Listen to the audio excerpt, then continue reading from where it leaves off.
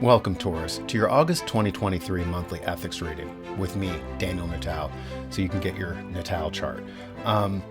The themes that are going to be happening in August are that if you listen to an astrologer, they'll tell you that, of course, that Mars is, having kind of activity at the kind of latter part of August, from August 23rd on. So that's going to indicate for you guys that there's going to be energy, like in a career setting. So there might be, kind of a job change, a job promotion, something of that nature. You guys are known for being kind of reliable, persistent, slow and steady wins the race.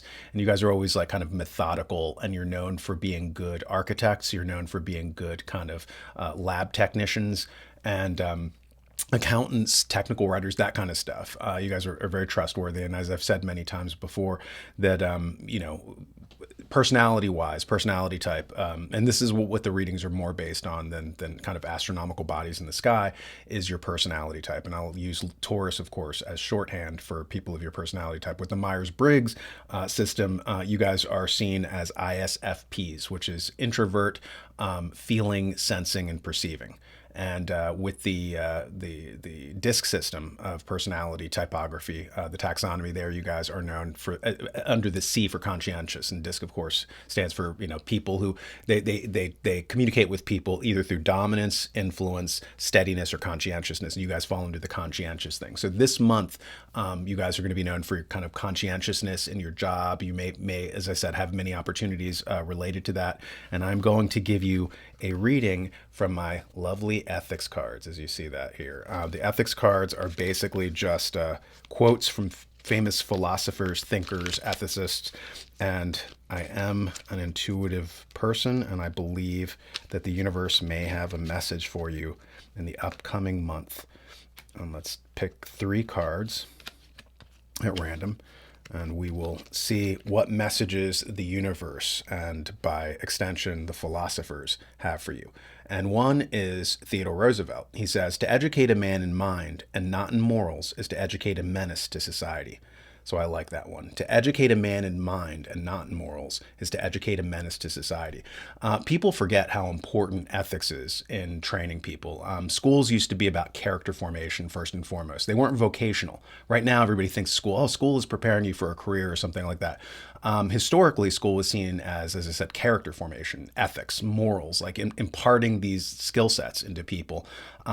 Like, for instance, Charles Lyell, the geologist Charles Lyell, he was talking about like the necessities, that the requirements that any leader should have. Like, and he was talking about like politicians and stuff like that. And he said that one of the most outstanding qualifications that they would require would be history, sociology, but also ethics. Right? Aristotle talks about that. He wanted his masterwork to be a composition of Nicomachean ethics at the first half and politics as the second half of that masterwork. And ethics he saw as kind of moral behavior on an individual basis, whereas politics was supposed to be moral behavior on a sociological level, right? You put the two together and you have like a complete person. And this may have a bearing on kind of your job prospects, right? Be an ethical person, be trained in morals, and you will acquire great respect and authority. There was a gentleman named Chester Barnard, and he's known as a kind of business management expert from like 100 years ago. And he said that. He said, all true natural authority doesn't come by telling people what to do.